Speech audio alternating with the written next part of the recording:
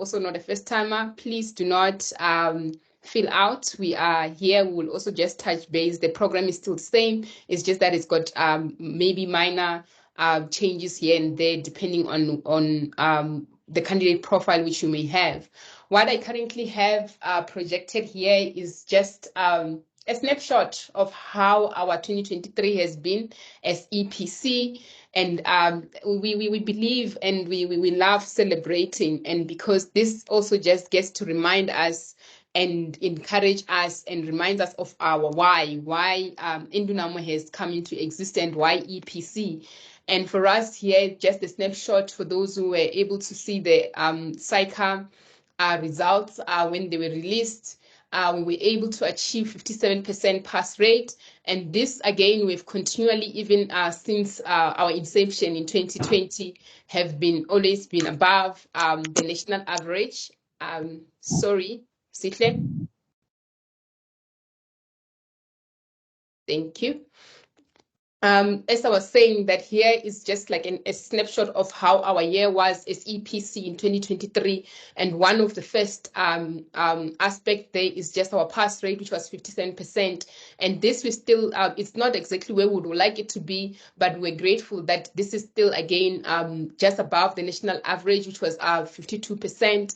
And also one of the new pathway which SAICA has came in to be in with CIMA, for those CIMA professionals who want to add CSA in their membership and in their profession. We've managed as EPC to achieve 75% pass rate, and this is some of the aspect which we continue to be grateful for, and we continue to celebrate with the different with our CIMA cohorts or the CIMA to CA cohorts. And again, we have also continued to be a brand which is not only limited in South Africa and in Zim, where we had 3 candidates who were in the top 10 on ICAS, and we truly, this also goes to reflect further the different aspect which we have in our program, which continues to enable candidates, which continues to empower candidates, which continues to differentiate you and make sure that we have well prepared you for that SAICA APC. I think I forgot a couple of meeting rules. Please make sure that your video is off and make sure that you're muted when you join the meeting. Thank you very much. And then if there's anything, you can always just come through, raise your hand, or leave a chat, and we'll attend to it. On the bottom, again, on the bottom left, there again, we're just saying that in terms of the Indian and white candidates, we managed to achieve 100%, which is something also which we're very grateful of as we continue to partner with different candidates. And also in terms of the African candidates, you would have seen that the national average was really kept on dropping, and this year was on 39%. But we are really in celebratory mood because we're able to achieve 52%, which is really significantly higher than the national average. And as we continue, you know that this year we're celebrating our 5th year. And since we've been in existence, we've continually transformed and empowered the different candidates. And thus far, we have added at least 150 professionals into the CAA profession. And as we continuously, one of the other aspects which we pride ourselves with is that we always believe that in order for us to achieve impactful results, we need to collaborate. You'll also see as Sveti comes through in terms of the program we have, you'll see that it's really a collaborative effort between yourself, the professional team, your firms, and your families. So here again, as part of one of our collaborative efforts which we have had, we last year when we hosted one of the biggest APC workshop towards the end of the year, just preparing those final touches before the SAICA APC. In those candidates, we managed to about 300 candidates managed to be successful on the APC. And this we are continuously grateful to the different collaborative partners which we have in Abasa, Gauteng, in AWCA, and Investec, who had sponsored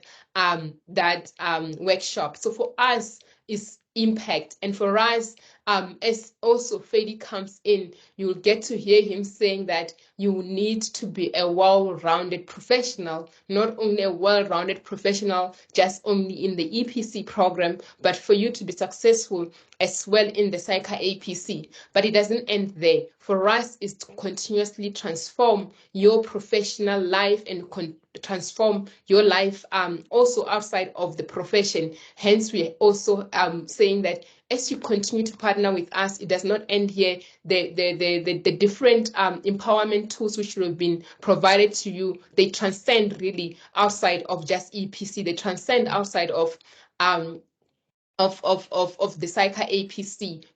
That impact will also be reflective as you get to do even in the current role which you have at your workforce, and also as you converse with the other professionals. For us, really, is to say that when we look at this stage, is that the stage is not only ours, the stage, we share it with you who continue to partner with us, so that we shine together, we continue to make that impact out there. So for us, this is something which we really have truly just been celebrating the year 2023. And this, the reason why I'm sharing with you, is to say that we're also looking forward to 2024, so that will be also having even much better impact, much better rates, when we now in 2025 celebrating you as our cohort, celebrating you as the different professionals in the different fields you have.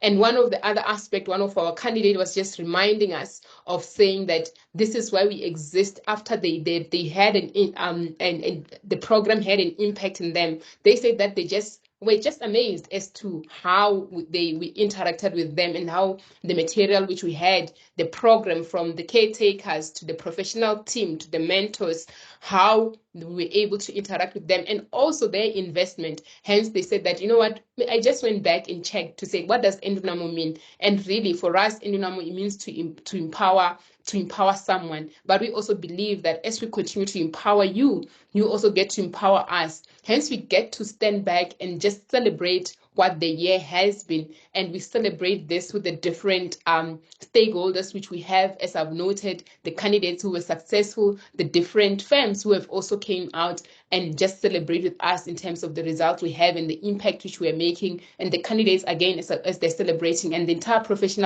our professional team and our team, administrative team, they will always be behind you. For us, is really a collaborative effort. For us, is to say that we want to empower you, for you to become that well-rounded CA, for you to become that well-rounded expert in the area which you're in. So for us, this really, I just thought maybe I'll just take a moment and share with you what we're celebrating, and share with you how our year in 2023 was, as we look forward to how 2024 is going to be with yourselves.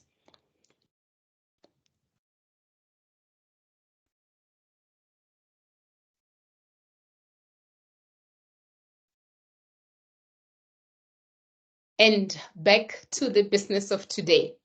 The business of today, really, we don't have a very lengthy agenda. For us, is to just introduce who Endunamoo is, and I'm going to go through that. Fedi is going to come through and just talk about the program structure. When we're saying that we're empowering you to become that well-rounded professional, to become that competent professional, which is SAICA is looking for, how do we do that? How do we go about to make sure that we get you to that moment? It's really a journey, and as I was saying, it's a collaborative journey, and Fedi is going to take you through that. And today we have a special guest amongst us. Katleho is here amongst us, who's just going to share with us how she was able to conquer this APC on first attempt. And I'm hoping that as she shares the journey with you, you'll be able to take something which is going to work for yourself, which is going to also work towards you aiming for that competent professional after the program. And not only that, but getting also through SAICA and being competent, and also out there once you're also a member of SAICA, or a member of ICAS, or a member of ICANN, as I've noted that we are now international, that you continue to make that difference and you are able to be competent in that area. And then I'm going to come back and just share with you the general information, the registration process, the other different administrative aspects which we have in the program and how we also continue to support you. And I do note that the questions is right at the end. As I've noted here, I am not alone. I'm seeing so my caretakers are all here. So please, if you have any question, do not wait for the end. Raise your hand, drop that chat. I'm sure my team will be just fighting to respond to your queries there, to any clarification, or maybe also raise your hand to or drop a chat there if you know of any other impactful aspect which you've heard about us, so that we can just continue to add it on our list as we continue to celebrate the year, as we prepare for the year ahead of us. So who is Endunamoo? So in Endunamoo, we really do have, it's a family. For us, we have truly grown. This year, we're getting to celebrate 11 years of existence. And as I was saying, that the previous slide which I was sharing, in terms of just us having a look back, it helped us and it reminds us as to why we are here. And it also reminds us of the impact which we're continuously making in the profession, and which is in those collaborative efforts. Really, Endunamoo, when it was started, it was mainly focused on supporting candidates from a CTA perspective. That's where it used to be Endunamoo School of Accounting, and now it has been transformed as we continue to transform and to be relevant, to be Endunamoo Institute. And there you'll see that though I've noted that our main objective when we came into existence was to support CTA candidates. Yourself as in APC, you'll get to see that one of the other aspects which is required, the technical aspect in being a professional, competent individual, is that you need that technical skills, which you need to go back again in terms of the certain aspects from CTA, because that is assumed knowledge. So hence you'll see that yourselves there are there as one of the target market, being APC candidates and also ITC candidates, those who need to again refer back. And we also have SEMA candidates who are now wanting to use the pathway, who also benefit from our Endunamoo Institute material, which are mainly CTA material targeted for that. And then as we continue to grow, our candidate did raise us to say that, but then you have assisted to you have walked the journey with us from a CTA perspective, but then the journey does not end here. We still have what we call the old people like us who say board 1 and board 2, which is ITC and APC. Hence, the Endunamoo board course came about, where we're supporting our ITC candidates. We have both ITC first-time candidates and ITC repeat candidates who we support through the Endunamoo board course. But yourselves here, you are here for the Endunamoo professional course. I'm assuming that you're here for that, to say that now I'm here, I am on the last mile before I can get to be admitted into the chartered accountancy profession. So help me to walk that last mile. Hence, we have Endunamoo professional course. And for us here, as Fedi gets to unpack the program structure, you'll get to see for us is that we aim to empower you to become a well-rounded professional, a professional who has ethical values, a professional who is critical in the decision making, a professional who will take a step back and critique the information before they make a decision. So for us, there again, in terms of our target market in under the EPC, which is really in full Endunamoo professional course, it's yourselves as APC candidates, and we also, through the other different pathways with the different institution, we have SEMA candidates and ARCA members who would want to add the CSA. Hence, also they are also the target market for APC. I see there was a question on the chat. I'm just checking if maybe one of my team members is also maybe assisting with that. On it. Thanks, Eri. Oh, thank you so much, Fedi. Great. So yeah, Fedi is going to take that. In terms of, so this is really our family of transformation. For us is that we want to make an impact in the profession, and we able to do that through partnering with yourselves and you trusting the process and our the journey which we're gonna take you with as you journey towards becoming that well-rounded professional, as you journey with us when you become that competent professional when SAICA or ICAS or ICANN issues their results come Feb 2025. In terms of who gets involved in your journey, we really have this support, which is as you get to interact with them, you'll get to experience it. I think sometimes words even fail me when I look at this team in terms of just the dedication and the passion which they have towards developing myself, even as a chartered accountant, but just developing other professionals who wants to partake in this into this chartered accountancy profession. On top there, you have my academic head. You would have heard him just saying that he's on it on the question. Ferdy is the academic head. He's responsible to make sure that the structure of the program is that which will ensure that you are well that you are well equipped throughout the program. You are well equipped so that even when it comes to assessments, when they're asking for any particular area, you are well equipped to be able to respond. You are well equipped to be able to become that critical thinker. You are well equipped to make sure that you're able to ascertain those ethical dilemmas and you are able to respond adequately. And as a chartered accountant, one of the other aspects I was telling one of my mentees is that as you start this year, as before you even start this program, and before Fedi and team certify you, be a CA, live your life as a CA, and you'll get to see that it truly makes a difference. And it's having that thing of working in your journey before it becomes being. So become that. And Fedi, he's the one who's going to make sure that the program is well structured, is well balanced, that we are equipping you to become that competent professional which is required before you get admitted into the chartered accountancy profession.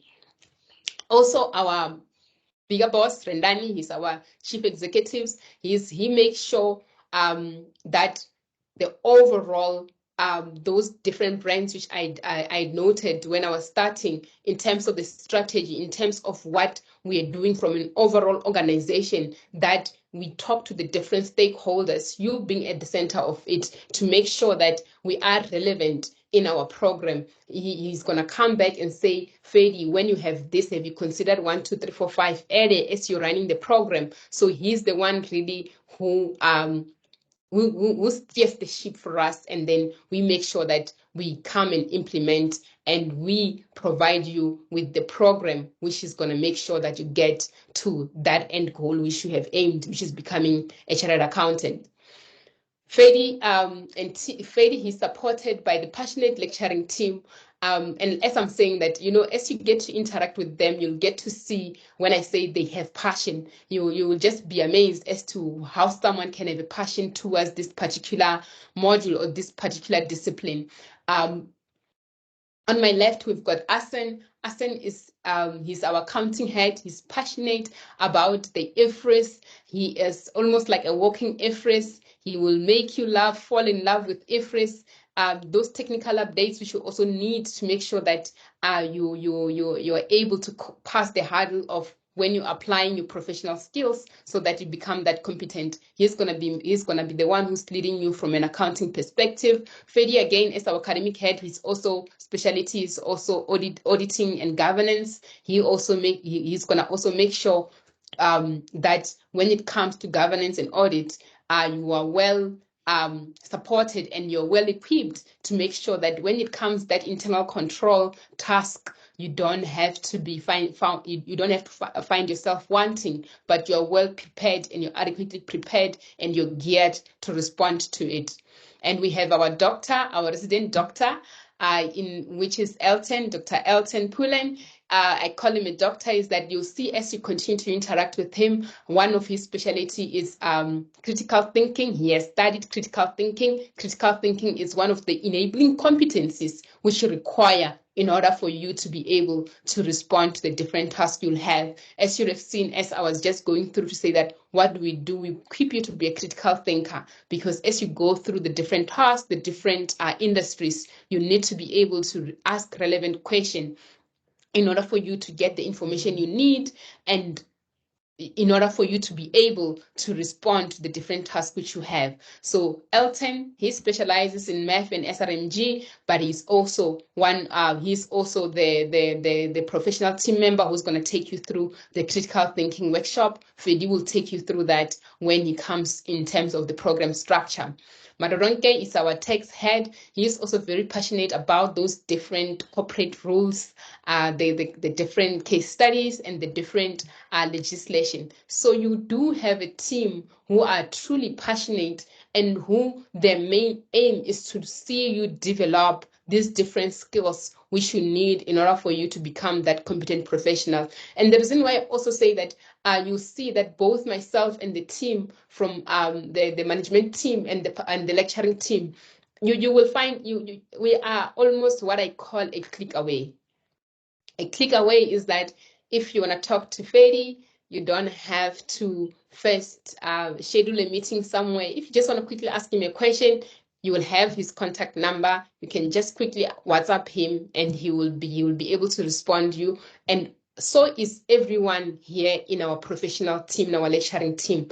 Myself also, if you want clarity on anything, you can just drop me a WhatsApp, and you also have, in terms of the management team, you'll also have our email addresses if there's anything maybe which is more details which you want to just interact us with. So we are really just a button away, because for us, we are here to support you. It's all about you and how we make sure that we support you. We are here for you. We enable you. We empower you to become that competent professional.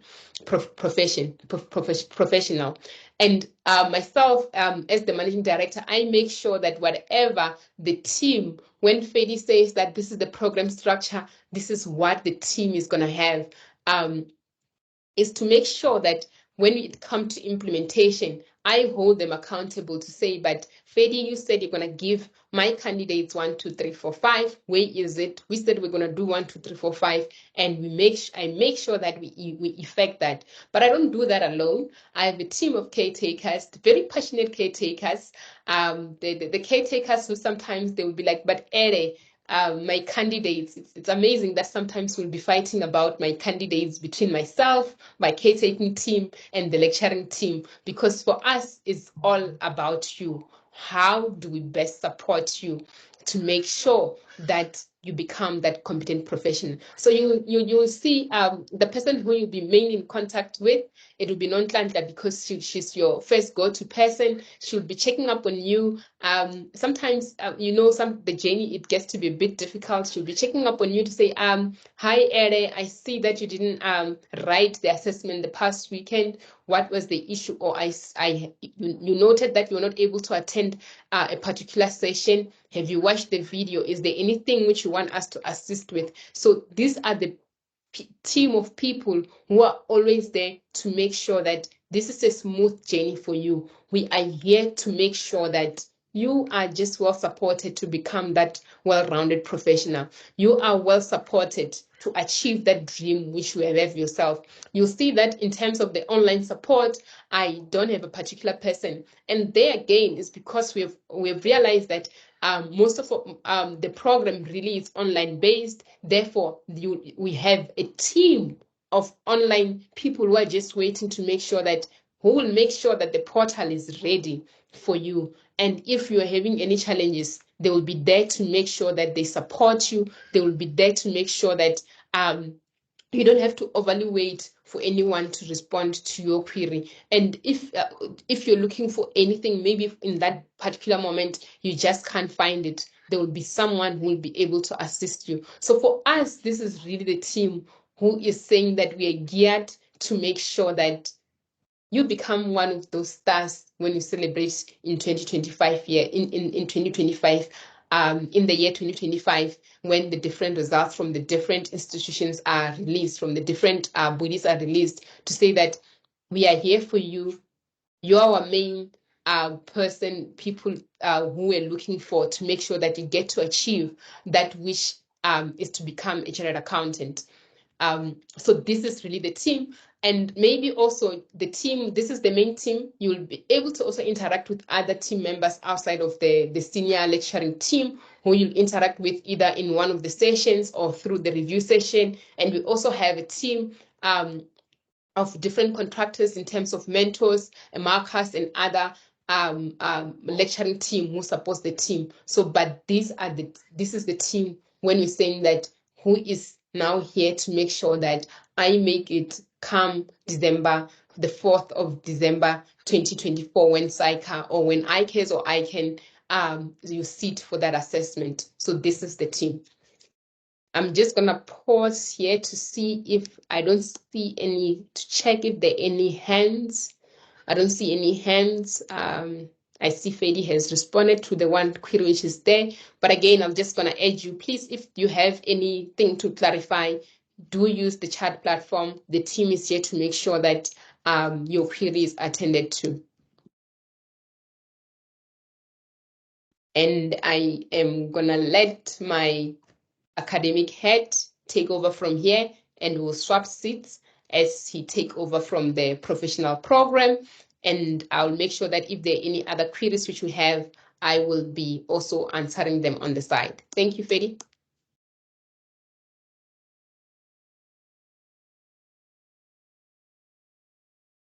Good evening, team. Good evening, everyone. Really nice to be chatting to you tonight about our proposition as far as our program is concerned. I'm really looking forward to an engaging session with you guys. As Ererwani has said, any question just fire it into the chat box or raise your hand, and then we will acknowledge you so that you can shoot your question.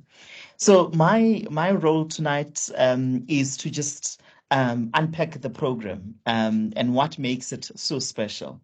So firstly, in the slide, I'm going to tell you what are the different phases of our program until the end, and then I'll unpack other slides as they come through. So in this slide, what you are seeing is how we've arranged our program.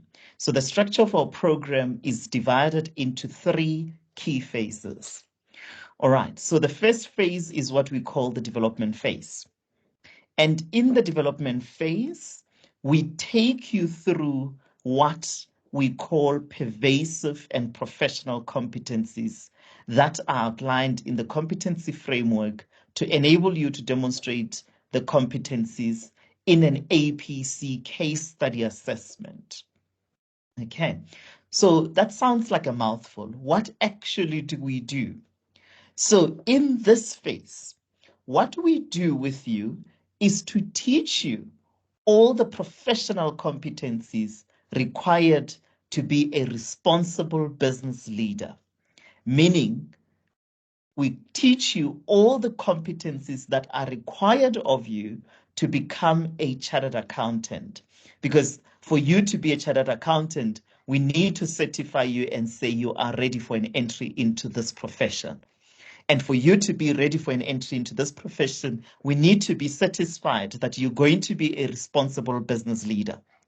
And for you to be a responsible business leader, we need to be comfortable that you have developed, or we have developed, together with your training office, various professional competencies that you are able to demonstrate.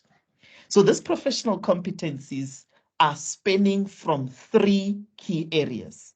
Number 1, I'm talking about technical competencies.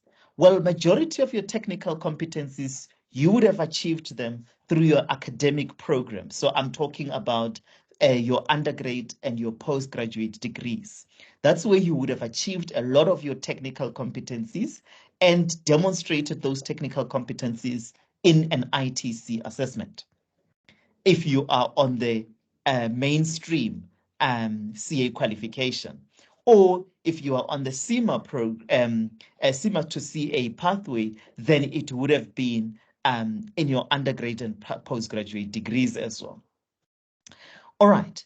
The second key areas of competencies are what we call professional values and attitudes. So in your professional values and attitudes, that's where we find things like being ethical and demonstrating ethical leadership. That's exactly what we're going to be teaching you and ensuring that you develop that skill so well that when you see an act of impropriety, you do not look the other way. You tackle it head on. An act of impropriety could be any ethical dilemma, as simple as your manager not allowing you to charge overtime. That's as simple as that, and how one needs to address an area of ethical dilemma like that. And another key area of this professional competencies is what we call enabling competencies. Here we're talking about things like critical thinking. We're talking about business making, decision making, and we're talking about business acumen. We're talking about writing very well, meaning communication skills. All the skills are sitting under your professional competencies. And that's what the whole month of April and a little bit of May, we're going to be developing those competencies. And we will be using regular tasks every week to assist you in developing those professional competencies and making sure that when we say we are developing this critical thinking skill, we give you an exercise at the end of it to show you how to demonstrate critical thinking in that particular exercise. And that exercise will be case-based, the same way the Psycha APC assessment will be, in a case study setting. Then, at the second week of May until middle of June, we will be in a phase that we call the demonstration phase. Basically, here we are saying we've developed all these professional competencies. You now possess them. Okay? But can we demonstrate it to you? Together with you, let's use a previous Psycha case study. We're going to break it down into various tasks and what we ultimately call the mini case study, where we use this Psycha APC to demonstrate to you where do you start. When you are given a case study, at the beginning of it all, what do? You will hear things such as you've got to go through what we call a pre-released information, being the part of the case study that is released 5 days before the assessment. And we're going to show you how you work through that case study in preparation of the day of the assessment on day number 6. What do I need to do with this case study that I've received 5 days before? What do I work on based on the case study? The things that they say to you they're going to need your assistance with are the things that we're going to show you how to make sure that you are technically competent to be able to address those things and help your superiors in the case study around those things. So we demonstrate professional competence. In addition, we're going to show you then on the day of the assessment, when you receive the rest of the case study, what do you do with it? Some of you guys might know that an APC assessment is an 8-hour assessment where you are sitting and you are responding to what we call tasks. Or in a previous language, you might think about them as questions. You are answering questions. We call it you are responding to tasks. As you are responding to tasks, what is really expected of you? So that is what we're going to be doing in the demonstration phase, to really demonstrate to you every step of this 6-day assessment, what you need to do to demonstrate that you are a competent professional. And you are, as a result, demonstrating all those competencies, the technical ones, the professional values and attitudes, including ethical leadership, the enabling competencies, what I was talking about when I was referring to critical thinking, business acumen, business writing, etc. So it's that. And we're going to use the Psycha software for you to demonstrate that, and for us to demonstrate it to you, so that you get the practice of how the Psycha case study looks like, how I respond to it, and how I make sure that I'm a competent professional and I'm ready for an entry into the profession. So by the end of June, you will know, and not just know, but also you would be able to demonstrate it to us back that you can do this. Then, after June, from July onwards, then we say, right, we've developed your professional competencies, we've demonstrated them to you, and you've set for what we call the mini case study, meaning you've been given an opportunity to sit for half of the case study and respond to it. Okay, it might be for 5 hours or so. You respond to it. We've given you feedback as to how you did. So we've marked it and we've given you feedback for you to learn from that feedback. Now, from July onwards, we say, right, we enter the assessment phase, and in the assessment phase, you're going to then demonstrate to us that you've used that mini case study as a practice, but now you want to sit for the full case study where you really are now being assessed whether you can demonstrate your professional competence. So there will be 2 milestones in that respect. So in the assessment phase, there will be 3 case studies that you write. Okay. The 3 case studies that you write, number 1, we call it a baseline case study. The reason we chose the word baseline case study is because it will be really assessing your base as to where you're now at. Given that we've taught you and developed your professional competencies, we've demonstrated them to you, you've demonstrated to us, you got the feedback and you're improving on it. Now let's sit for the full 8 hours and see, and for 6 days, let's see exactly how where you are at. Because it's a baseline assessment does not necessarily mean you need to pass it.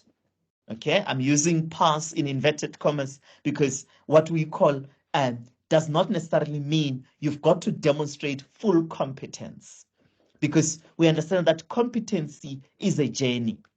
So you are still journeying. Okay. However, for those eager beavers that will demonstrate competence in that baseline, they will also, everyone will write the first case study, which is the baseline case study, and then we'll write the final case study, which is the second case study. And for those eager beavers that do so well in the baseline case study, so well means either you are borderline competent or you are competent, and you are also demonstrating competence in the final assessment, meaning the second case study, then you get the certificate. So by the end of September roundabout, you will be then having the certificate to enroll for the Psycha APC case study, meaning a EPC would have certified that you are ready for an entry into the profession, and you just need to sit for the Psycha APC. And if you pass that, then you'll be a chartered accountant. Or a candidate that did not demonstrate, call it full competence or call it borderline competence, meaning they required significant development still after writing their baseline case study. Okay, so you write your baseline case study and you get significant development areas that you still need to develop. Nothing wrong with that. Absolutely nothing wrong with that, because this is a journey, like we said. Then in that case, you will still go and write the final assessment, final case study, which is case study number 2. And at that time, we expect you to have done significantly well or significantly improved from where you were based on the feedback that you got from the baseline assessment. And then at that point, then we say, right, because there were significant development areas in the first case study, and then now you've improved them, either you are now borderline competent or you are full competent, then we say, just also go and write the third case study, which is what we call the supplementary assessment. And if you get competent or you pass, then you get certified as well at the end of October. And then you also go and sit for SAICA or ICAS or ICANN assessment as well. Okay. So those are the two different milestones that will be evaluating you using the three case studies, the baseline case study, the final case study, and the supplementary case study. And if you do well in at least two of those, you get certified, and then you get your EPC certificate to sit for the professional assessment from our professional bodies. Right.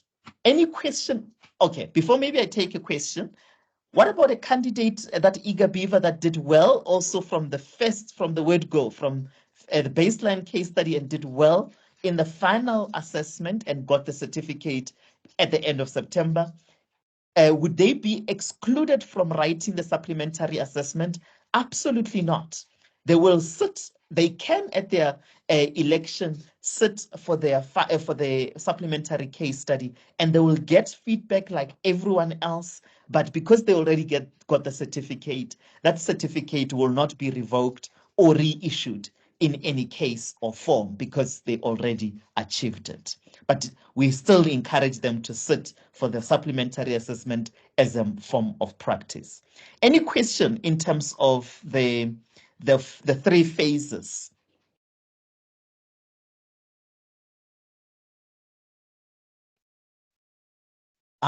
What does EPC stand for, Tsepiso? Thank you.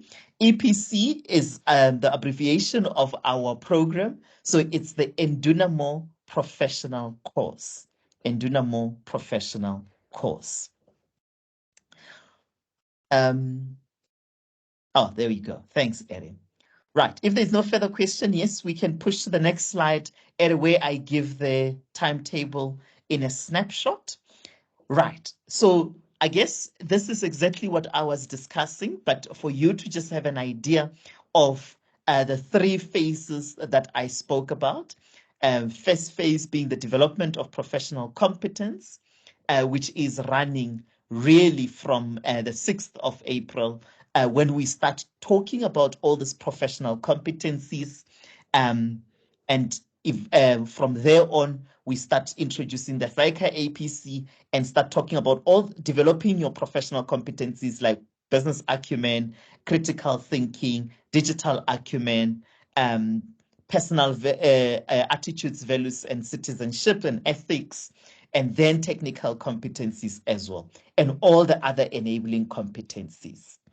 And then second week of May, then we start using that previous SAICA case study where we demonstrate to you how this thing gets done. What do I do when I receive the first part of the case study? We call things like identifying triggers, working through triggers, researching, really preparing for that assessment, how to work as a team, because APC, you prepare as a team with your teammates, and then going through business communication workshops to make sure that you articulate yourself very well in writing.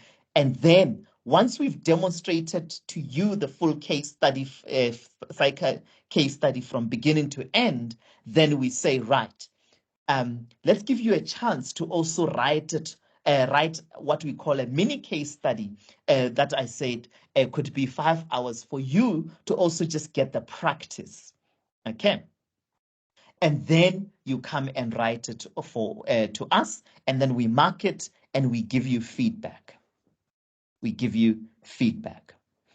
And then if you look at the right-hand side, that's when now we start what we call the assessment of professional competence. So this is now the case study phase, where we start now assessing you.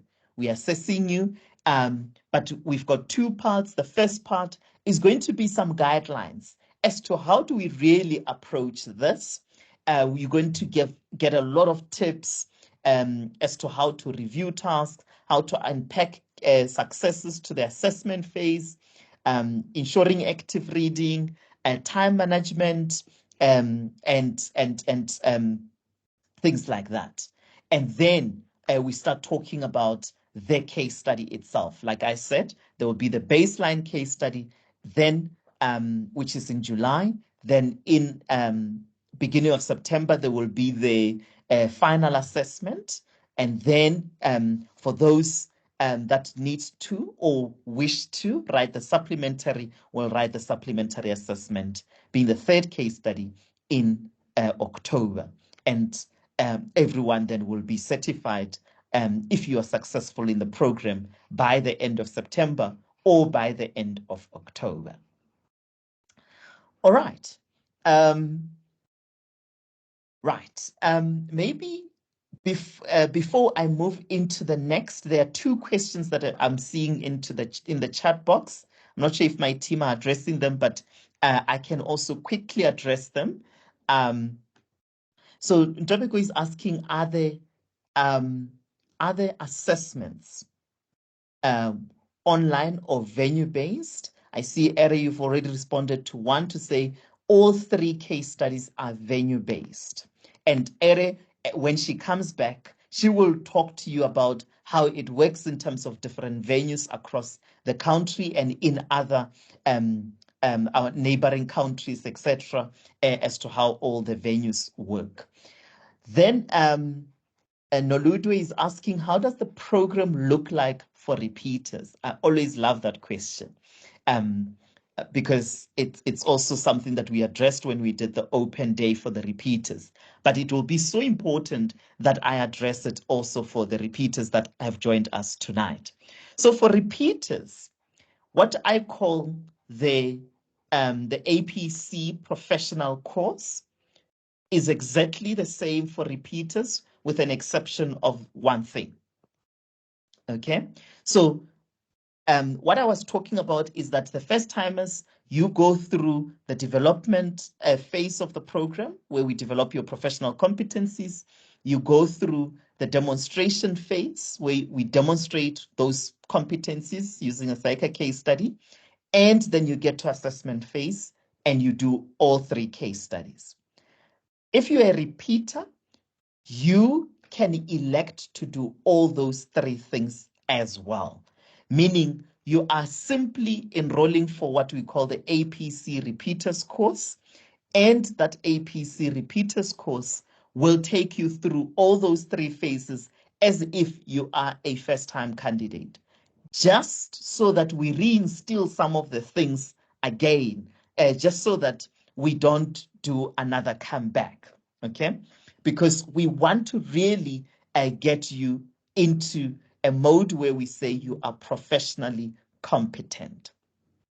The difference that I want to speak about for the repeaters is only in respect of reviewing your previous cycle or ICAS script. So if you're a repeater, remember you would have set for APC 2023, it would have been marked by cycle or ICAS, and you in the next couple of days, you will be receiving your script back from cycle.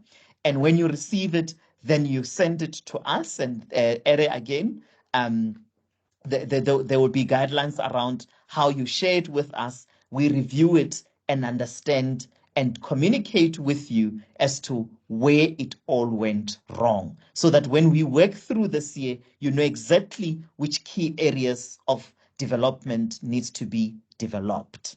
Okay, and then on top of that, then you can also have one-on-one sessions with the professional team on that. Right. Moving on to the next slide. If there's no other further question, I see also, Ere, you've unpacked the SEMA element.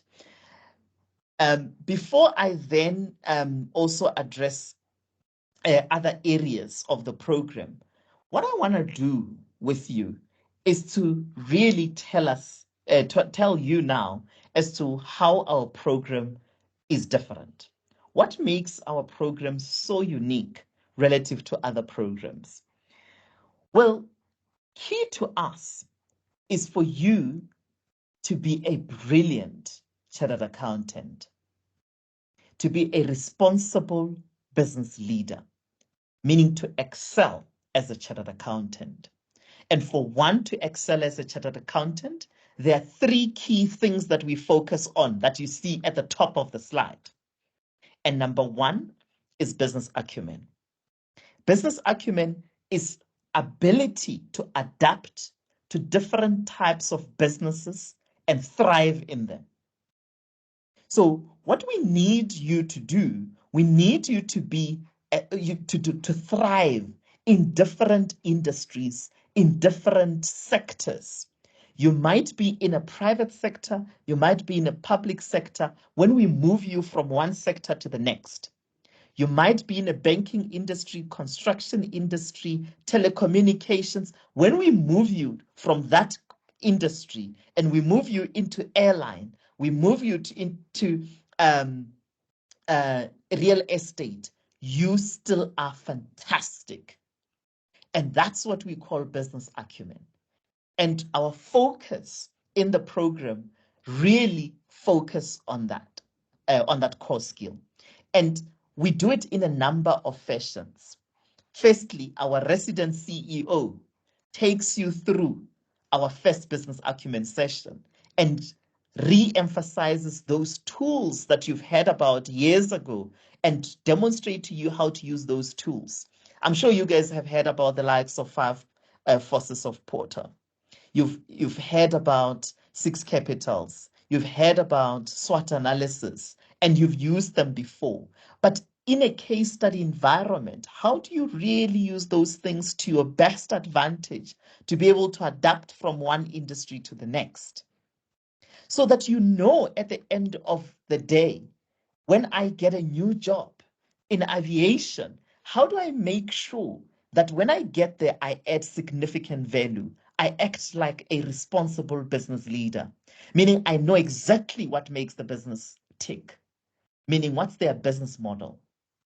How do they make their money in that aviation business? Okay, what are the risks that they're exposed to? And how do we mitigate those risks? Things like that are so important and ensure that you develop this key skill and it makes you and sets you apart as an excellent chartered accountant. Over and above that, we bring in subject area experts across various industries to come and share with you guys what makes their business tick. What are they dealing with? What keeps them up at night? Meaning those risks and threats to their business. And how are they mitigating those things? Okay, so and we've partnered with this exceptional business leaders out there that are willing to come and share with you guys for an hour or so just to unpack a particular business and what is topical in that industry at that time.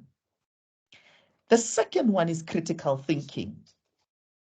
I always start with our resident, and now I'm going to say our resident doctor, Dr. Pule, who studied critical thinking in his PhD, is the right person to come and share with you how to make sure that you remain curious as a human being. You're asking relevant questions. You are critical in analyzing every single thing. You probing, you ask probing questions to be able to get all the insight and make decisions based on relevant information. And that's critical thinking. He takes you through that. He takes you through a critical thinking workshop and share with you specific tools to use in ensuring that your critical thinking is top notch. And over and above that, then through our case studies, through our exercises, then we also evaluate your critical thinking so that you can learn and get feedback about how you're doing with critical thinking.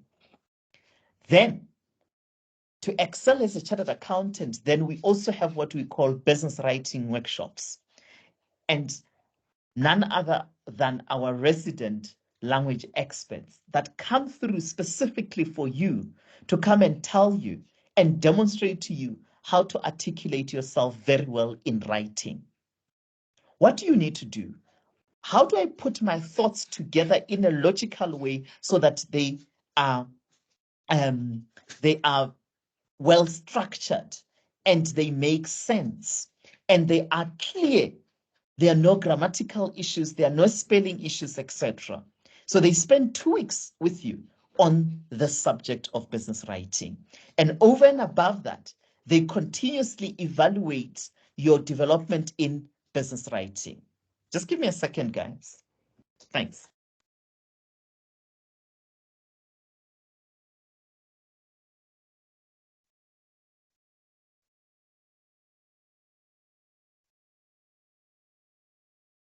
Thank you. There was just a bit of background noise behind me. Right. So this business writing is so important for APC to also ensure that when you speak and when you write, you do so in such a way that you are aware of the audience that you're going to be responding to. When you're writing a report to the board of directors, is different to when you are drafting a memo to your CFO, etc. So those are some of the key distinguishing features.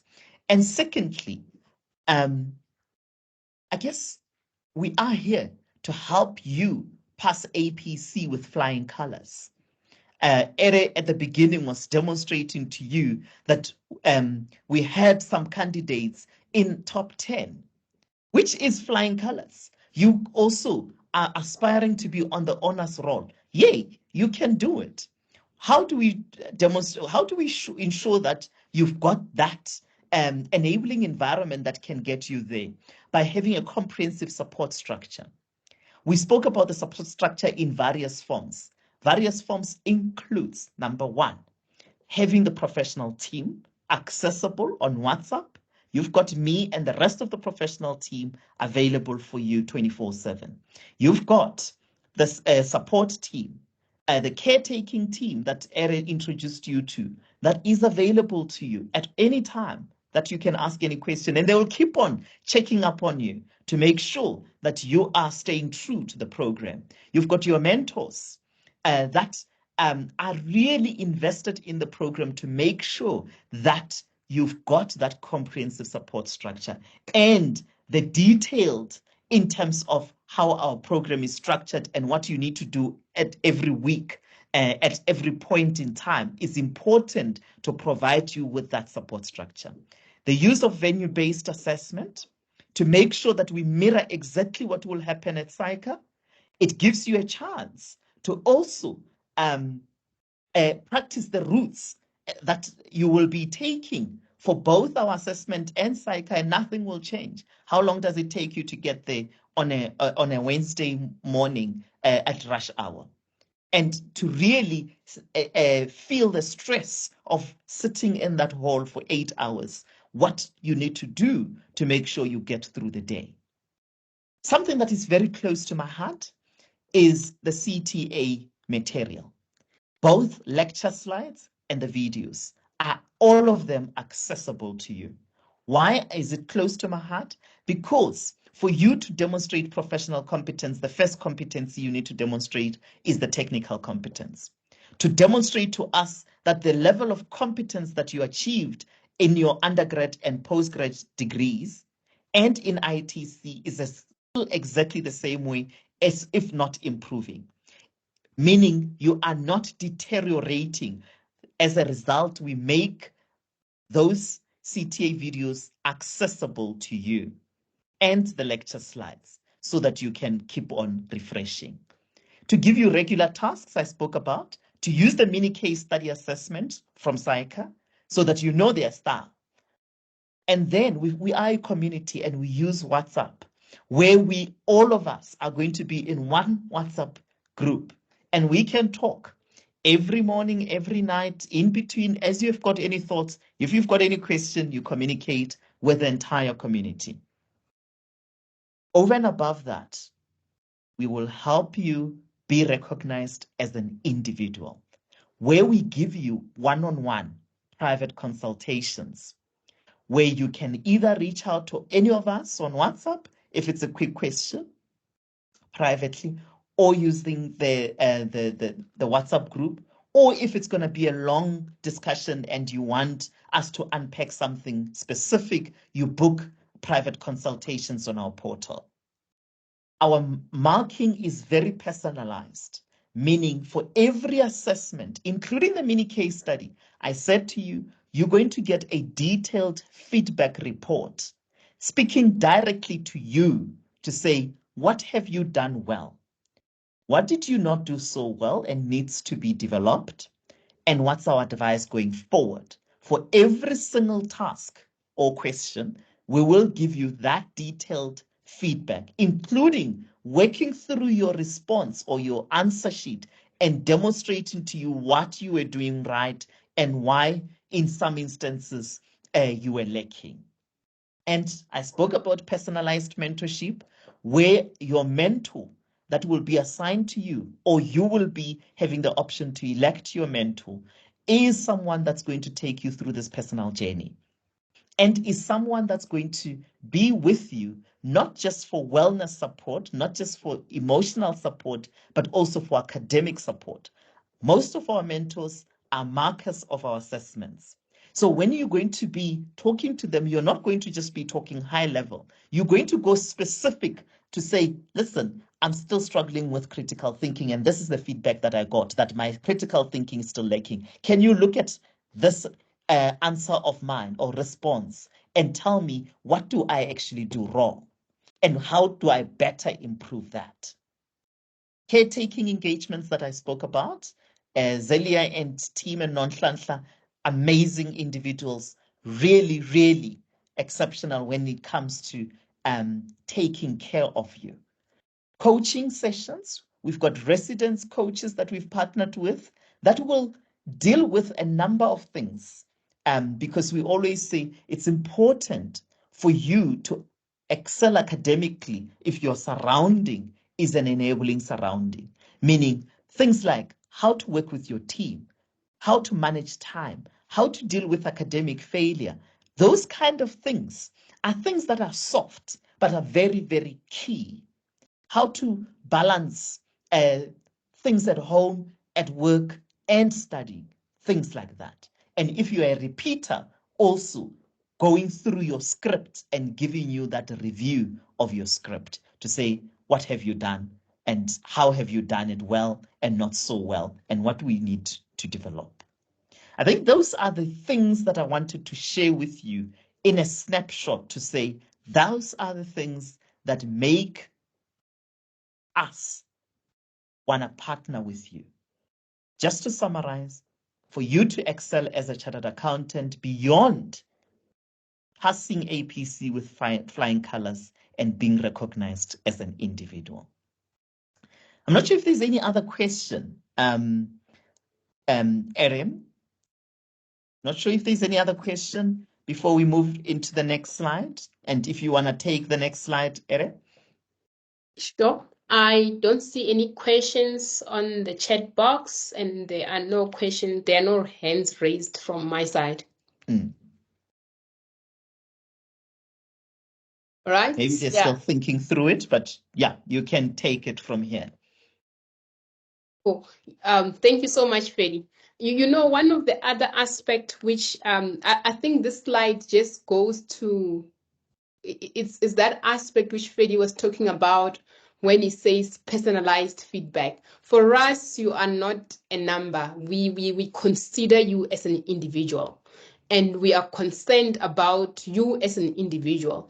And here I was just it's just this slides just illustrate what Feli was talking about. For example, in terms of the WhatsApp community, those different aspects when we're saying that we've got critical thinking. If you we've got critical thinking, a group where if you're having an issue of saying, for example, it's as part of your feedback, there was that aspect which was saying that maybe one of the areas which you're struggling with is critical thinking. And that's where you'll continuously engage with the different professional team. L10 will be there. You'll also continuously engage with also each other, and even the other lecturing team will also be there, so that you don't feel like you're alone. We continuously engage with you even outside of the classroom, so that, I always say that life as a CA, like I was saying, that for me, you need to live life as a CA, not in class with Fedi, not when you're sitting for an assessment, but it's life as a CA, as a lifestyle. Those areas where we say that I don't do diet, but I eat healthy because it's a lifestyle. Because those are things which are gets to be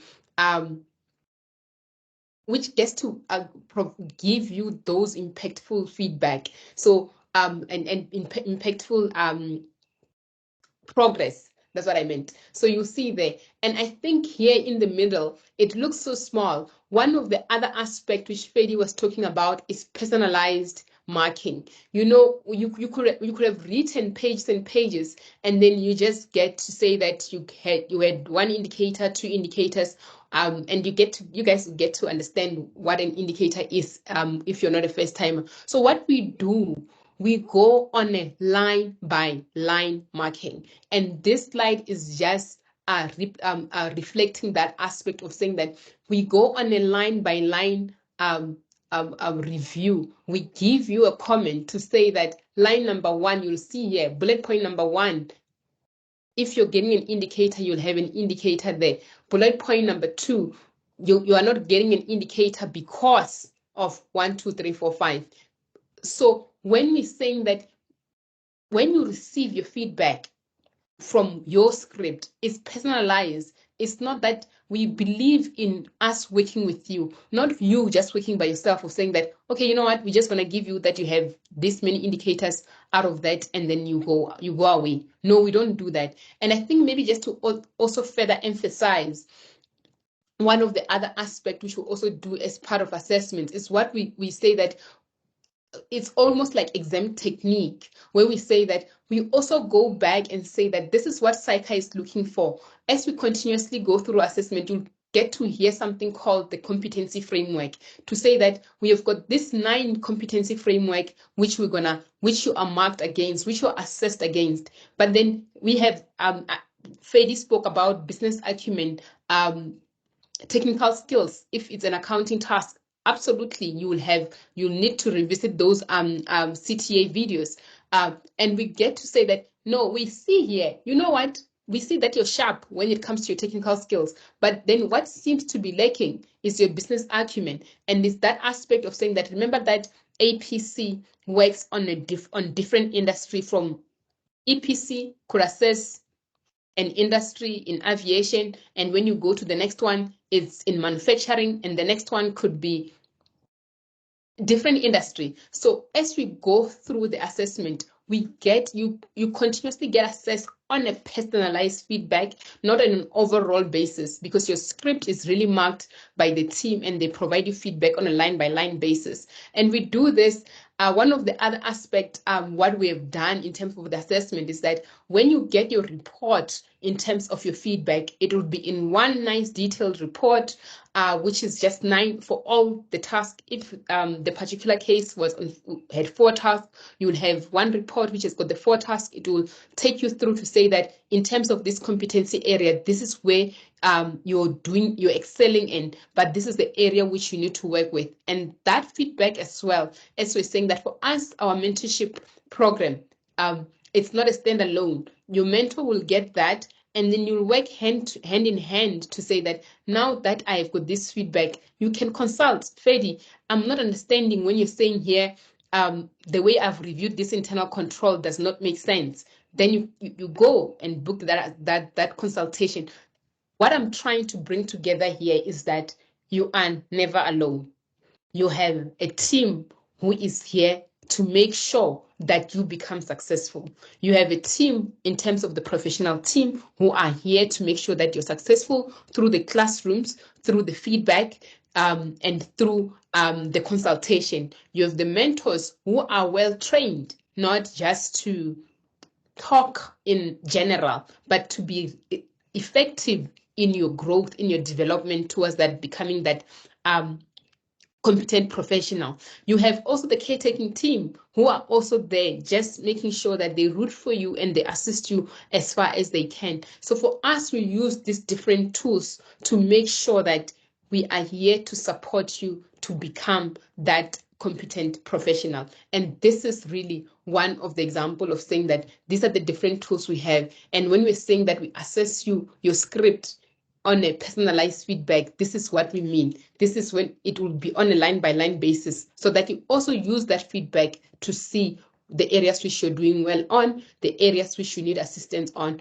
and we will not leave you alone in terms of the areas which you need assistance on. You have the professional team to guide you. You have the mentorship, your mentor who will be able to guide you so that you're never alone, but then we continuously walk the journey together for you to become that professional, competent person, so that by the time when you're done with the program, you are certified. And when you sit for your psycha APC come the 4th of December, it's a much more bearable assessment, and you're able to also emerge successful and emerge competent in that assessment.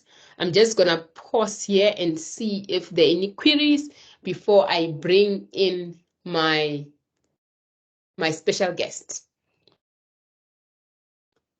I don't see any hands. Okay. Good evening. Hi, how are you? I'm good, thanks. How are you? Um, Good. Just a quick one from me. I have just been wondering, it may not be probably specific to this particular slide. So you, I think it was Fed who was explaining, you would, after completing the EPC, you get a certificate, which would then obviously used for you to sit for your exam. I wanted to ask, in terms of percentage, how many of those that you would have awarded the EPC certificate who probably then pass the final exam, the APC one? Maybe just as a percentage to say, for those that we give the EPC certificate, 90% of them pass or 5% of them pass, something like that. All right. Thank you so much, Kuzanai, for that question. That's you might have just came in a bit late. That's the snapshot which we were having as part of celebrating our 2023.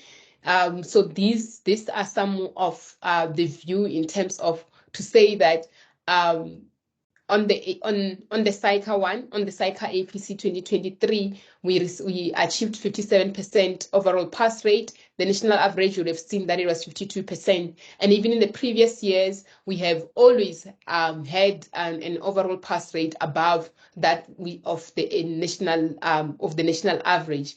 And one of the other aspects which we're also just celebrating this year is that the SEMA candidates who we had 75%. So we have those different aspects. But in terms of the other institution like ICAS and ICANN, for ICAS, we only accredited this year. So then we'll also now start having more meaningful rates, because now they can now just add us in terms of the impact we're having there. I don't know if that answers your question. Okay, that's fine. But I think my question was more directed to the those ones who would have qualified to sit for the APC, to say from your rating, what percentage would those? I know there are repeaters here. It's most probably they would have passed the EPC exams for them to sit for APC, and then probably they would then fail to make it for the final APC exam. So I was just trying to understand, to see if I get the APC, the EPC certificate, what percentage, maybe from your past history, have been passing the final exam. If I'm putting the question correctly. When you say the final, you mean the institute's exam, right? Yes, the institute exams. These are the rates. These rates are from the institute's rate and not from, to say that these are the candidates who have certified when they go sit for SAICA. These are the pass rates. Okay, that's fine. Yes. All right. Any other questions before I bring in Katleho?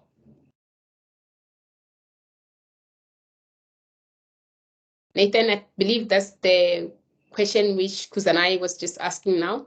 As I've noted that in 2023, our pass rate was 57%, the national average was 52%, and in 2022, our pass rate was 62%,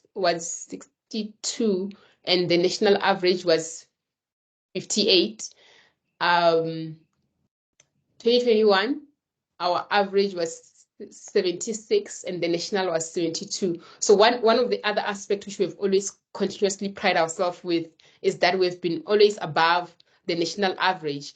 And the one which is even more prominent is the number of African candidates that over the years we have always also have been way above the national average. As you can see that this year, if you look at, for example, the SAICA pass rate for the African candidates, it was at 39%, but we managed to achieve 52%. So those are the aspects which we continuously celebrating. What? Oh, you mean the EPC program and not APC? I do not have the details for that. And because the one of the other aspect, Nathan, which you need to also consider is that I think Fedi is asking that. So one of the other aspects, as you would have noted, is that we also have candidates who will also come register with us and they may have a certificate elsewhere. So when we also assess in terms of our throughput, we need to also consider the commitment level, because me and the team and Fedi, we do not always like it to be that way, but there is also a commitment factor when it comes to candidates who've got certificates. And this year we're hoping that if we have any repeater here who has got a certificate, that you do not have that attitude towards your development, but then you are fully committed to the program, because we've got those aspects of saying that we'll go through the program with you, but come assessments, they don't sit for the assessment. Therefore, when we have to ascertain in terms of the throughput, it gets to be those areas of saying that the candidates who we have, when they have the certificates, the way which they commit to the program and sitting for all the assessments, as Fedi was noting, in terms of, in order for us to certify you, you need to have gotten at least a BC and a C in at least of 2 of those assessments. So in terms of also the program structure, we have the overall candidate structure. We also have those aspects which we still need to be just looking at in terms of the throughputs.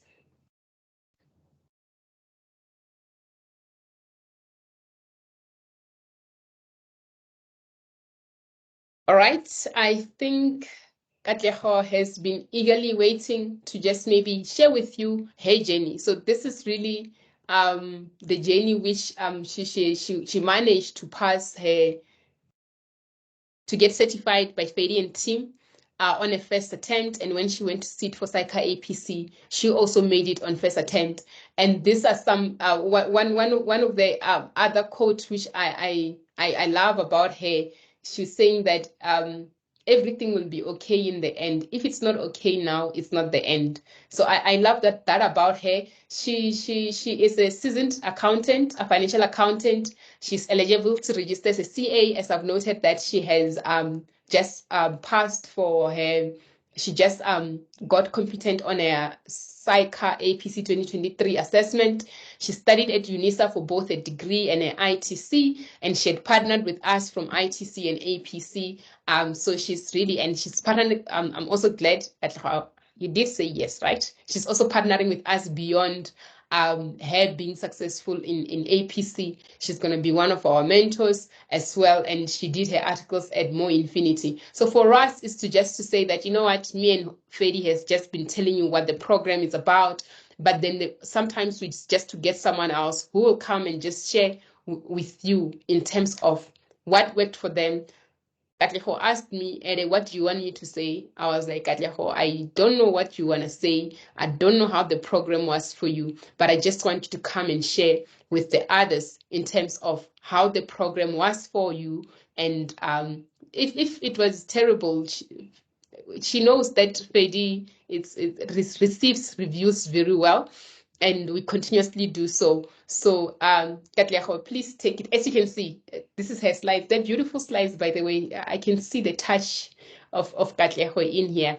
So yes, you can just take over, Katleho, and just take us through your journey. What worked for you? What didn't work? And as I've noted, in case you missed something, it doesn't need to be surrounded on EPC. For us, it's just to say that let's also learn what worked for you as an individual, and so that the others can also benefit from it. Thank you, Ele, and thank you to the Endunamoo team for affording me this opportunity to speak. I think I'm going to echo a lot of the sentiments that Ele and Fedi have already raised. But just by way of introduction again, my name is Katleho Mabi. I'm going to be going through a few points. I'm going to introduce myself, and then I'm going to give some pointers on building your confidence for this year. Then I will share more about my EPC journey and how I became successful in the program. And then I'll give a few final tips and takeaways. So I think we can go to the next slide. So my name is Katleho. I'm a financial accountant, and I work at a company called Halewood International South Africa. It is a brewery. It took me 9 years to qualify, and there were many failures during this journey. If there's one thing this journey has taught me, it's to have a positive relationship with failure. To mention a few of what I considered failures at the time, but I was just failing forward. My training contract, for one, was extended by a few months because I did not reach the competencies in time. I did not pass my CTA on the first attempt, and also not the ITC. But what I took away from this is that failure is not final, nor is it fatal at any point in this journey. And this is, I also felt, that, I'm behind with my peers, how far they're progressing and such things. But at the end of it all, I realized that this is my race alone, and comparing myself to other people will just make me miserable. And I still came out victorious at the end. Yeah. So in terms of building your confidence, I just have a few tips on that. So the first tip that I can give you is the first step to becoming successful on this journey is to believe that you deserve to be here. You have made it this far for a reason. Nobody has done this for you. You have done the hard work. You passed your degree, your CTA, your ITC. So that's the first thing you need to now tell yourself and believe it. Second of all, you need to validate yourself constantly. You need to believe in yourself from the start. Different people have different ways of validating themselves, whether it's with daily affirmations, whether it's positive self-talk or podcasts, or even YouTube videos. So for me, you'll see that small screenshot in the left corner at the bottom is an alarm that I had set for myself for 6 in the morning every day, Monday to Sunday, that had a caption, "You deserve to be a CASA." And every day, whether I wanted to hear it or not, that alarm went off and reminded me why I'm doing what I'm doing. My next tip for you would be to trust the process. Even when it feels like everything is going downhill, just continue to trust that process. It will work out in the end, as you heard from my quote. And then if you are a religious or spiritual person, channel this during this year. Do not neglect your faith because it will get a bit hectic. Don't forget about whatever it is that centers you. Continue to do that for yourself. Yeah. Okay, and then can move to the next slide. My EPC journey. Yo, guys, all I'm gonna say is that it was a lot. When I first started the EPC program, I felt so clueless. I remember my mentor kept telling me, when you started this program, you kept asking me, what is a trigger? I don't know what this trigger is, and everyone is talking about triggers. And the irony of it all is from the first case study, in fact, it was my trigger document that my group decided to use, as a basis to add on their trigger. So they'd start with my trigger document for someone who didn't know what a trigger was. But everything felt so overwhelming. I was in a group with people that went doing the APC exam for the first time.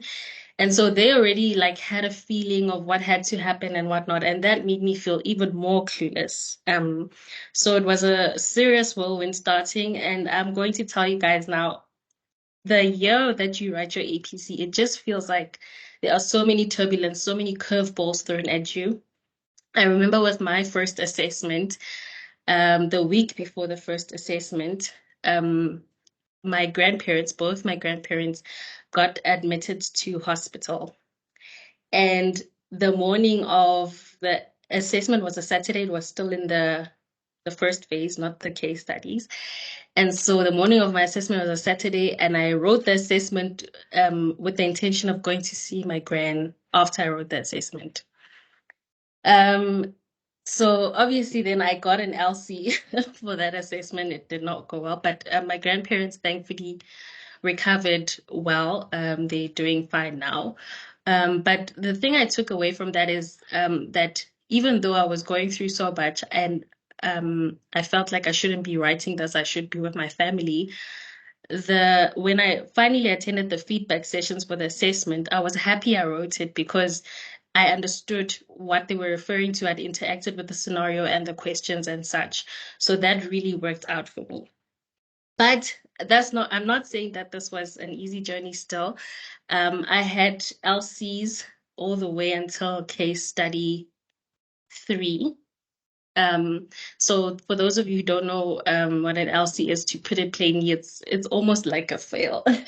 I know Fed, you might not like that term, but it feels like a fail.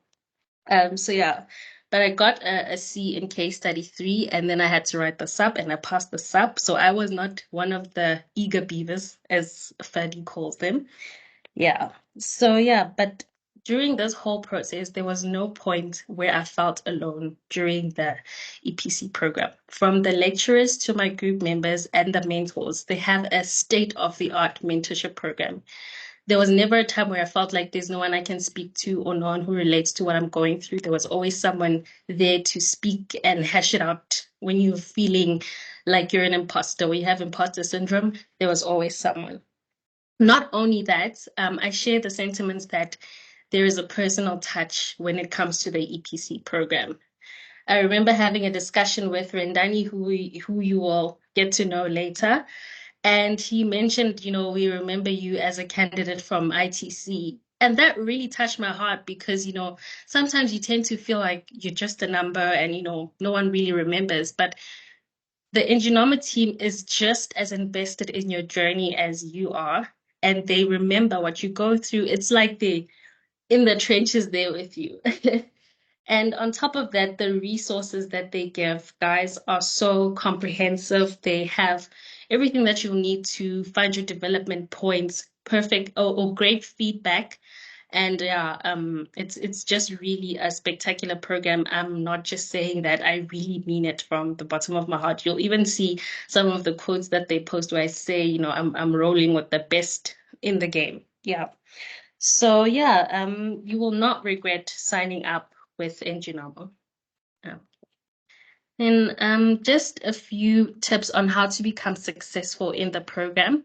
First of all, I would say commit to the program from the onset. You will notice that the program is starting very early. I think the day after the results come out for ITC. Commit to the program from the start, guys. Don't procrastinate. You will thank yourself later for it. Also understand that it is a learning process. See yourself as a sponge who is there to absorb as much knowledge as you can. Approach the feedback sessions as a time to receive valuable information from the lecturers. and also reflect after every assessment. Use all the tools that Endunamoo provides. It feels like a lot, but there's a reason and there's a method behind the madness. Another thing, do not neglect the CTA videos during the research time. There are many other information sources that could overwhelm you, but I would say understand the basic principles and build on that. Because yes, there are more resources and audit firms release things, but even the CTA videos, a lot of times the principles are more than sufficient to get you over the line. So use that as your basis before you go and confuse yourself with many other things. And then another thing, give yourself grace. The first month or two will be mentally and emotionally taxing, but hang in there. It's worth it at the end. And also consult the lectures. You'll see that after each assessment, they'll open up consultations for you to speak to them, try and find out what you did wrong, where you could improve. I was so scared to book sessions with the lecturers because I thought I'm going to ask stupid questions. They're going to be like, this girl should already know these things by now. How did she get past CTA? How did she get past ITC? But once you get over that fear, you'll realize that there's so much value to add when you speak to the lecturers, and they are there to help you and they are there to support you and validate your feelings. Okay, and then last of all here, don't skip any of the assessment, guys, especially if you are a repeater. Try your best to write all of them, even though you feel like it's a waste of time or there's so many and it's too much and there's work and you have to take leave and all of that. Just do it. You'll thank yourself at the end. Okay.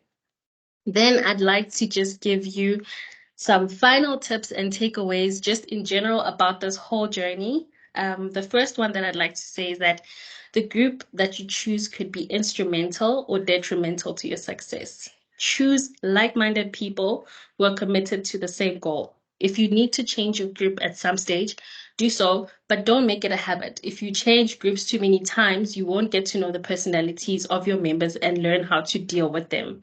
Because it's going to be very difficult if you change your group, for example, after the last case study, wanting to write APC, and then you don't know how this person argues, how long they're going to want to argue a point with you, if they're going to be on time for your meetings, or how long are you going to have your discussions. So yes, you might butt heads a bit with your group members, but try and stick with them and find a way to work around each other.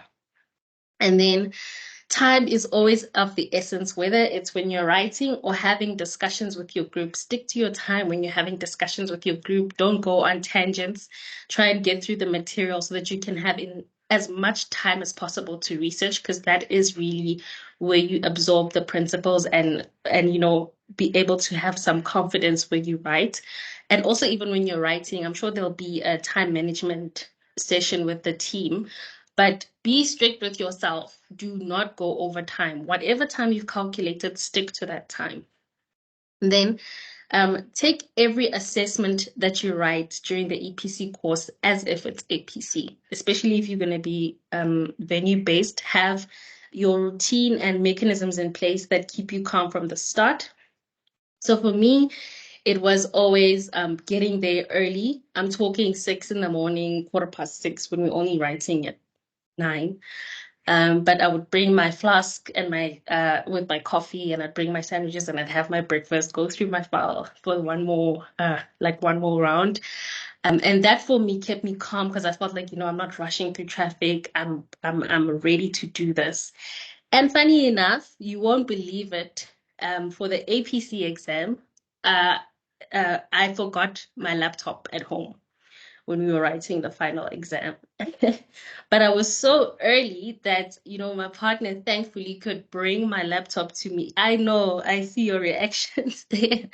I forgot my laptop, forgot my admission letter at home, but I was early enough that he could come bring my laptop and I was still on time to write. I think I still had about 45 minutes before the exam started. So whatever works for you, do that. Have a process, have a routine, and you'll realize the slides will be shared with you on email.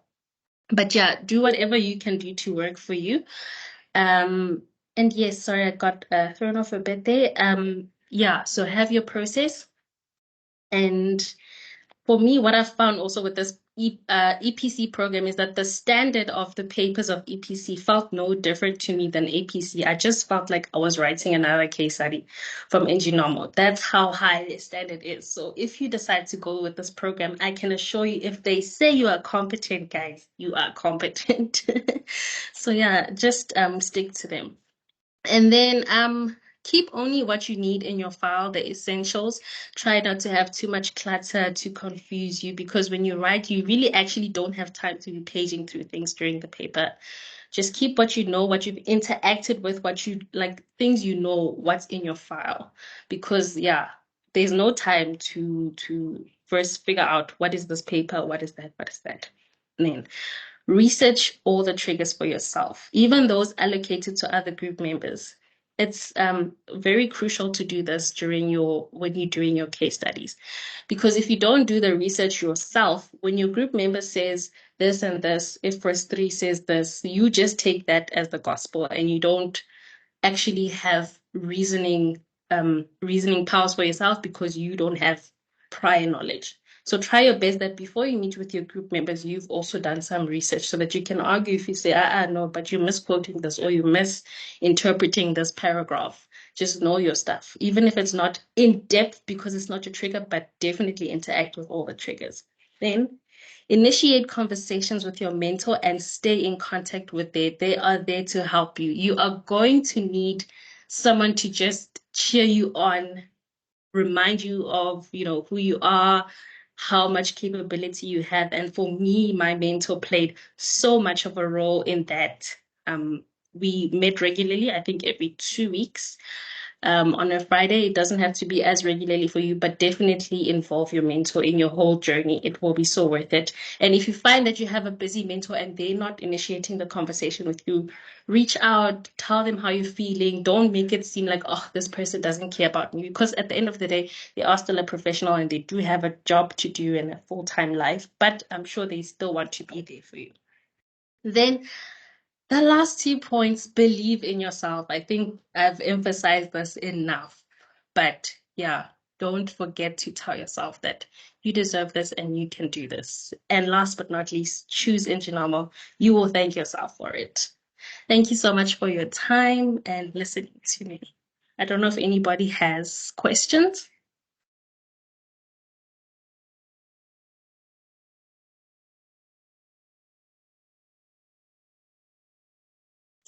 Hi, Katlego. Hello.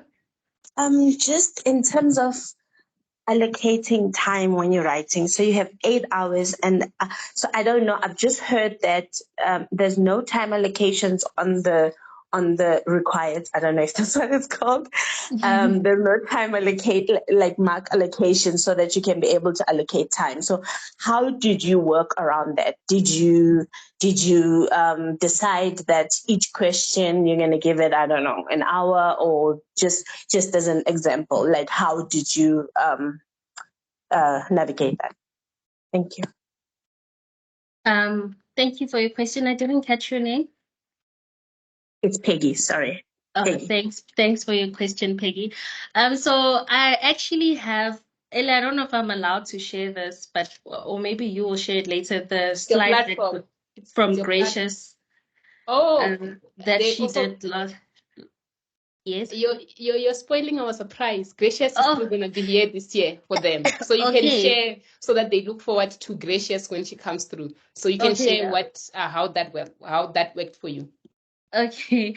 So Gracious actually gave us a really nice summary of, depending on the number of triggers, how much time you must allocate to the answering time. But basically, yes, you do have to, in that time that you've allocated, you do have to include the reading, the required. But to be honest, the required on the day, you kind of already know where it's heading. So it's not that you need that much time to read it. It's just part of the process. Because when you've done your research and identified your triggers properly, you've already prepared for what they're going to ask. It might just be a different format or a slight curveball, but you already know. So you don't need that much time to read the required. I don't know if that answers your question, Peggy. Yes, thank you very much. Else?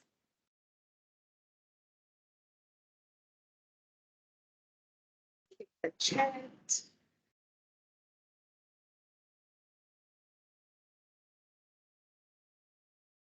Testing your emotional resilience. But yeah, I don't know what I was saying there. That's when you forgot your laptop at home. Couldn't believe it. I can't believe it either. I don't know what was going on with me. And that has never happened to me. I've never forgotten anything when I'm writing. Any more questions?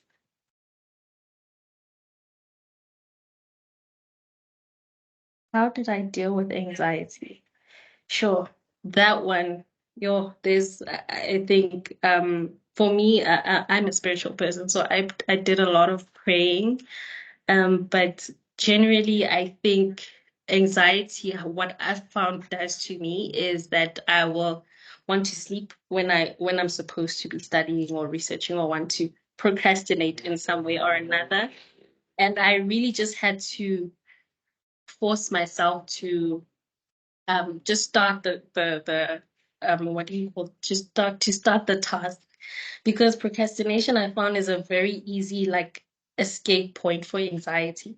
And so I just implore you not to fall into that trap. Just do it, just go for it. As much as you feel like, yo, this is overwhelming, I don't know where I'm going to start with this, just start. And you might want to try maybe some breathing exercises, some meditating, and if you're a person, try praying. And yeah, that's basically how I dealt with the overthinking and the anxiety. And again, those affirmations, I'm telling you, they do wonders. Just keep telling yourself you made it this far because you worked. It was no one else's, like, favors or anything. You got yourself that far. So yeah, that's the best I can say.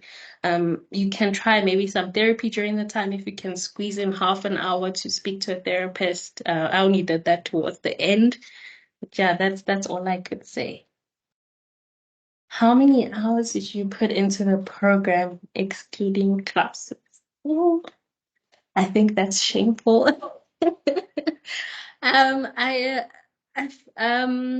so I'd say try to do at least an hour in the evening if you can, or two.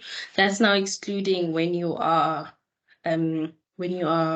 attending lectures. So that's what worked for me. I do an hour or two in the evenings during the week because work could get really hectic, and then I push as much as I can on the weekends when we don't have lectures. The nice thing about the EPC program is that the timetable in terms of live lectures isn't as hectic or as demanding. So use your weekends as much as you can. This year, just tell everybody in your family, listen, just miss me this year, guys. I will be back next year. And yeah, push maybe 8, 9, 10 hours during the weekend. So for me, weekend was my saving grace.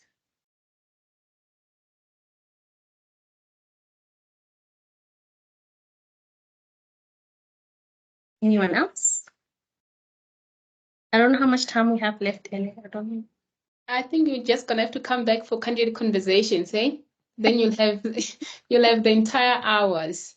I just wanna quickly, but like I'm saying, I would truly, Katlego, thank you so much for being here. And as you can see, I'm already inviting you for candid conversation. So Norma will be in touch.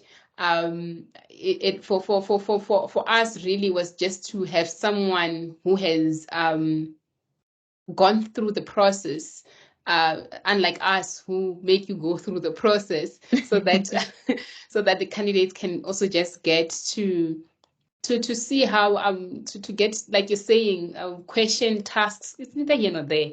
At the end of the day, it's still a question. And I think one of the other aspects you're just touching on is just the continuous part where we're saying that we will do our best to make sure that we have different tools to make sure that you succeed. Last year we noted that or the year before we noted one of the other issues is time management. Though the sometimes I think it is different when the technical team is taking you through this time management. But then we've got Gracious, who was also one of the candidates who is also our alumni. The candidate seems to also understand better in terms of the time management skills which you use. So we continuously making sure that the different aspects we have in the program, they just touch back to again to what you need in order for you to be that competent professional.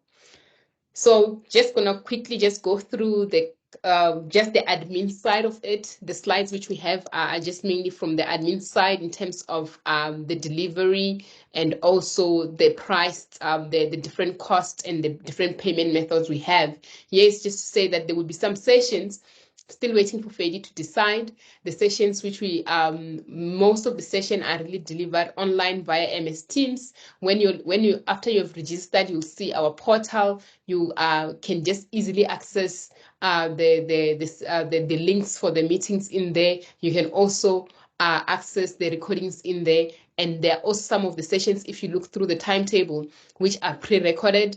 For example, when Fedi was just talking through about the feedback session, the professional team will take you through to say that this was the trigger and this is how they would have went about to research it during the research period, and this is how it panned out on the day, and this is how the actual response will be on the feedback session, which will be live via MS Teams. And for the sessions which are going to be hybrid, which will be offered at our campus, which is in Midrand, opposite Galaga, which is the SAICA, one of the SAICA main exam venue. Those sessions, again, if it's being offered at our campus, it will also be streamed where you'll still be able to access them via online or via online through MS Teams. And I believe Fedi has already, in terms of the case studies, we do have all the 3 case studies, which is the baseline, the final, and those who want to sit for SAP. They are all of them are venue based, and the reason why we also want to have these sessions venue based is for us to also just take you through what the actual SAICA APC is like, so that when you get there, you already know the different admin process you have to go through. But we also nice, what we'll also do in terms of just the different administration support, you will have your leave letter. Like once you register, you'll have the leave letter, which accommodates for all the 3 assessments. And also what we do from already, you would have heard Fedi talking about the mini case study. You're already going to be using this e-writing tool, which you would hear people saying that how then do you get used to be using this tool? So we're going to make sure that we assist you beforehand. And if also for those who also do not have their own laptops, we do we do rent laptops on your behalf, and on the day you'll just find the laptop and you and the e-writing software also already loaded there, so that you can just sit. And in terms of the venue base, we do have a minimum requirement for each venue that it must have at least 10 candidates. But from the previous year, we have been able to offer the exams, the venue-based exam in the different major cities in South Africa. And in terms of our international cohorts, we will be communicating as to how that will work. And in terms of also the registration process, the tuition fee for the professional course, which is where you guys are, or the repeaters course, is 16,000, where we have 25% registration fee, which is 4,000 rand, and we have and then the balance is payable over a period of time until the 31st of July. Therefore, you'll just be paying the monthly installment. And for those who are able to settle it, there is also an upfront discount of 8%. And for all EPC returning candidates, we do have a rebate or 40% for the tuition fees, which we paid last year. Registration fee closes on the 30th, but you would have seen that already, as Fedi and Katleho was saying. They were saying that the first class is on the 6th. The main thing is that we want to start the sessions with you. So it would be important that you register as soon as possible, so that when the sessions start, you start with us and you're not playing catch up, because that can become challenging. After you've registered, these are just the registration steps. You'll see that they're fairly easy. This is one of the other feedback, as I've noted, that we are a responsive organization. The feedback we took from our candidates in terms of the registration process, you just go to our website. When you're on our website, you'll see there's a big icon which says register. You click on it. You'll see that it will lead you to a form where you have to just complete about 5 lines about just the basic information, so that you'll be able to create a profile. You log in, and when you're on our portal, you'll see that it's easy. You go add a course, you select to say you're adding a course, professional program, and then you'll be able to go select a payment option. If you're paying for yourself, you will choose in accordance to that.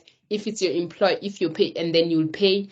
And then we have got different payment methods. You can pay via PayFast, Yoko, or if you can also use EFT payments. If you're paying through PayFast and Yoko, your account will be automatically activated. You don't have to do anything. If you're paying through EFT, you just send in a proof of payment to our finance team, and they will activate you. If the next slide is just slightly different for those candidates who are using employer arrangements. We do have different employer arrangements with different employers, where you will need to once you've registered, you choose employer arrangement, and then you can send your invoice to your company representative, and then you copy our finance so that they can confirm. Once they confirm that they will pay for you, we'll onboard you. But then in terms, we do have exception with these two firms, KPMG and EY, who have said that we can just automatically activate their candidates, and they'll take care of the payments. And from the corporate side, the invoice needs to be settled by the 30th of June. In order for the corporate discount to apply, the corporate discount there, it's 14,000, and then there is a requirement that there needs to be at least 10 candidates for that corporate, and we do manage that.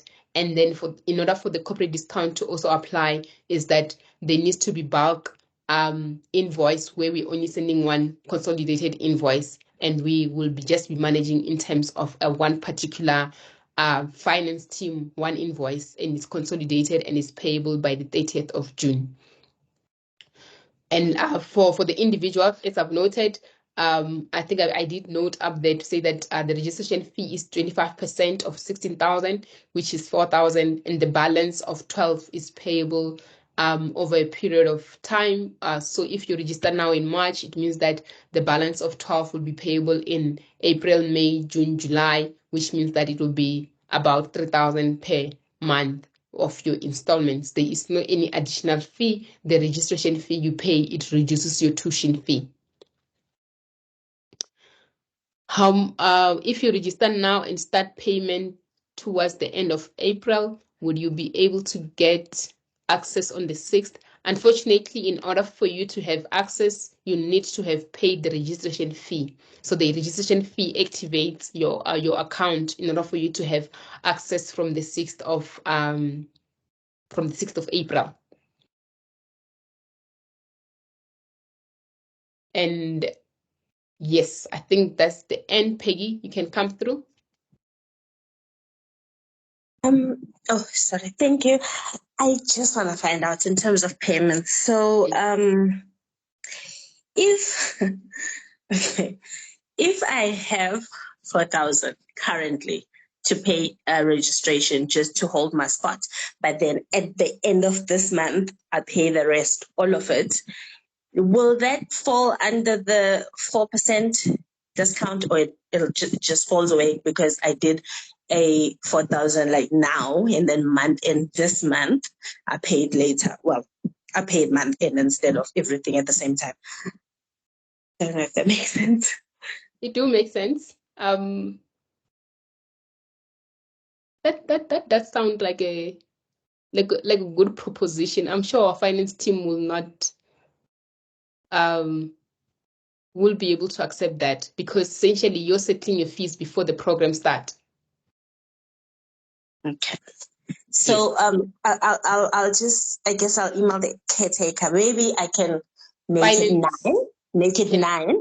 Then at the end of this month, do the remainder, perhaps, so that they can see that there's an intention and it's coming through like before the month ends again for the remainder of it. But yeah, I'll just confirm if that's okay, and then I've just dropped the finance email so that you can just get a quicker response, because the caretakers, they will still send you to finance in order for them to confirm. So I've dropped the finance email on the chat. thank you. Thank you, Peggy.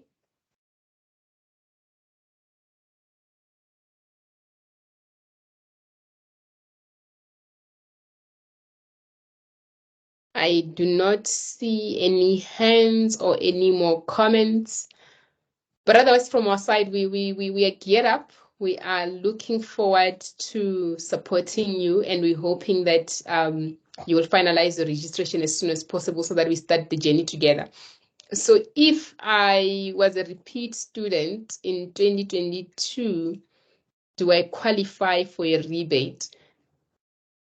The rebate is for candidates who were with us in 2023. So that's how it works, Saima. Thank you for that question. Is there a payment method for Zimbabwean candidates? Yes, so for the candidates who have heard from who are across the line, most of them they use either EFT or they use the PayFast, where you can use PayFast or Yoko, where you can use your credit or debit card to process your payment. But otherwise, if there's anything else, Nyasha, you can also just drop us an email and we can see how we can best assist you.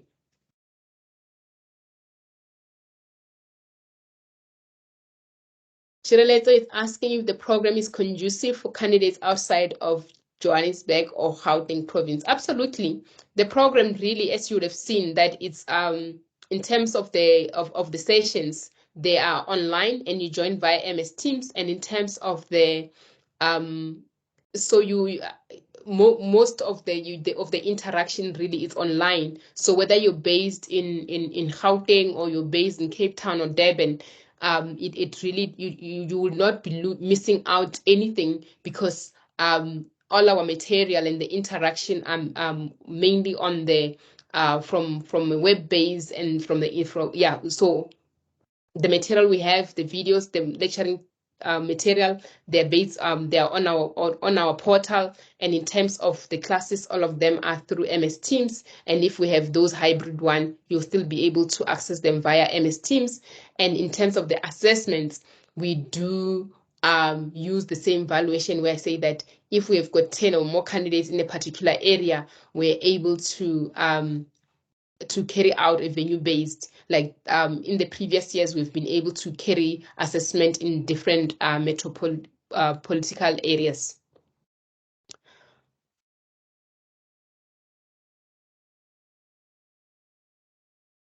Candidates based in Europe, so far we don't have a venue there. So where we don't have a venue, what we do is that we do the assessments are based online, and we do have the invigilation. We have an invigilation process which happens online. So you are still able to sit for an assessment, and you will be invigilated using the different online tools we have.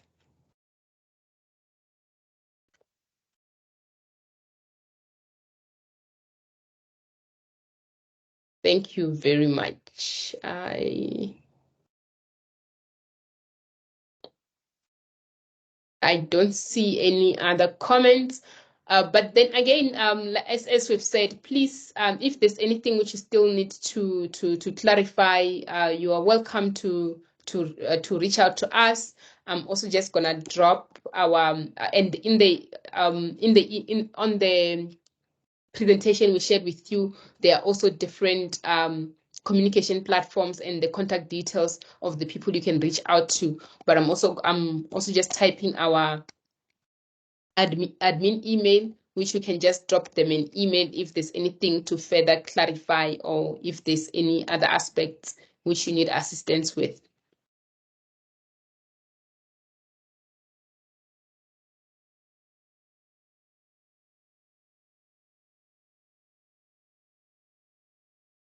Thank you very much for joining us. We look forward to walking the year with you and journeying the year with you as we continue to empower each other towards that APC success.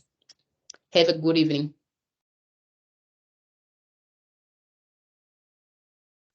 Thank you.